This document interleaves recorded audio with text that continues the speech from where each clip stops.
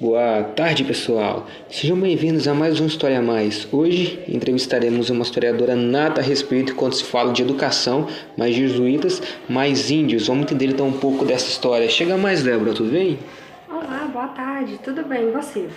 Tudo jóia? Vamos começar então a entender um pouco mais sobre esse contexto brasileiro. Quem foi responsável pela educação dos Brasis? Eu quero dizer, por que houve a necessidade de ter que educar esse povo justo nesse período? Quando os portugueses chegaram aqui no Brasil, eles viram a necessidade da educação de um povo com uma cultura diferente. E os jesuítas, mais a coroa portuguesa, foram os responsáveis por essa educação dos Brasis. Lembrando que os jesuítas eram membros da Companhia de Jesus e a dedicação deles era missionária e educacional. Bom, podemos ver essa vontade de colonização, segundo um trecho da carta de Pero Vaz de Caminha.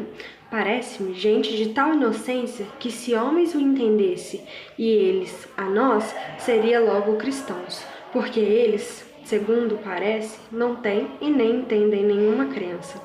E outro trecho seria: porém, o melhor fruto que nela se pode fazer, me parece que é salvar essa gente. Ou seja, analisando esses dois textos, né, essas duas partes, a gente consegue ver que o que eles queriam fazer era evangelizar os povos indígenas.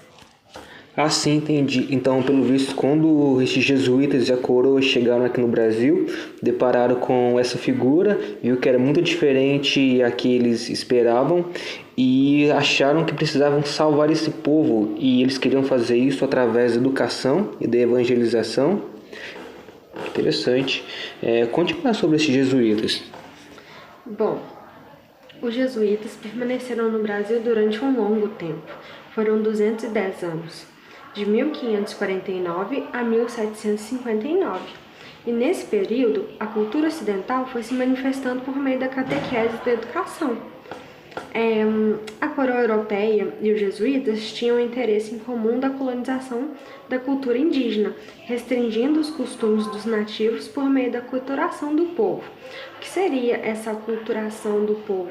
Seria a perda dos hábitos quando se tem uma nova imposição, quando você é obrigado a não praticar mais os seus costumes. E foi isso que aconteceu com o povo. Ah, sim, entendi. Então, pelo visto, eles queriam torná-los mais portugueses, assim, de certa forma, mais parecido com a cultura deles, né, europeia. Mas deixa eu te falar, é um processo bastante difícil a gente ter que aculturar esse povo todo. Teria algum meio, alguma manobra para facilitar esse processo? Na verdade, sim. Os jesuítas queriam catequizar não apenas os índios, mas também os imigrantes africanos e os europeus. Para a catequização dos índios, um dos padres espanhóis da época, o José de Anchieta, ele chegou até a compreender a linguagem tupi para facilitar o processo que passariam de aprendizado de uma nova língua e para facilitar também a leitura e a conversação entre eles, o que facilitava ainda mais a colonização. Nesse processo, a escolarização era para todos, inclusive os colonos e os filhos dos senhores de engenho, sendo criada colégios para as colônias. A primeira seria em Salvador, Bahia, e depois, que foi bem conhecida, foi na cidade de São Paulo, o Colégio de São Paulo. Ah, sim, entendi. Então, pelo visto, teve bastante pessoas que foram escolarizadas nessa época. Mas, assim, todos, você quer dizer o quê? Tinha mais alguma outra classe também que foi escolarizada por eles? Eu não diria uma classe, mas existiam os órfãos, né, que eram oriundos de povos africanos, indígenas, até dos filhos de colonos, né?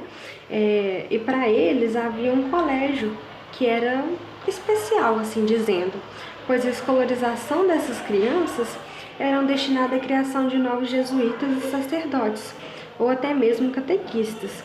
A educação dos colonos era bem rígida, a disciplina era duramente cobrada. Em caso de desobediência a alguma norma ou a um erro de lição, os alunos eram punidos pelos jesuítas com castigos, muitas vezes físicos. E o que a gente chegou mais perto de conhecer foi o da palmatória, que é um instrumento de madeira e eles usavam para bater na palma da mão dos alunos. Nossa, então tinha bastante tradicionalismo naquela época. Enfim, mas você citou agora mesmo que tinham bastante pessoas que eles estavam educando, né? Então eles precisavam de escola para isso, que você também chegou a citar algumas. Mas como que eles faziam para sustentar essas escolas? Era do próprio bolso deles ou eles tinham alguma outra verba que ajudava a construção e a manter esse patrimônio? As escolas daquela época tinham uma base econômica incorporada nas práticas mercantilistas e extrativistas, que sustentavam seus colégios. Além dessa base econômica, os padres da escolarização começaram também a adquirir terras, como fazendas, gados e até mesmo escravos. Assim, mas escravos? Mas isso não era contra a campanha de Jesus, até porque eles eram cristãos, então acho que eles não deveriam ser a favor de usar escravos para esse processo. Não entendi. Exatamente, esse pensamento e essa dúvida que a gente tem, porque isso se torna muito contraditório. Aliás, o objetivo dos jesuítas é a civilização através do cristianismo, o que, na verdade, se pararmos para analisar, não condiz com a realidade social e econômica da época. Como que você tem ali um processo de evangelização e para você sustentar essas escolas você usa práticas extrativistas? Assim, então, tá óbvio que havia bastante conflitos nessa época, que isso. Mais tarde, com esse processo de colonização e escolarização, é possível identificar, sim, diferença nos pontos de vista da colonização.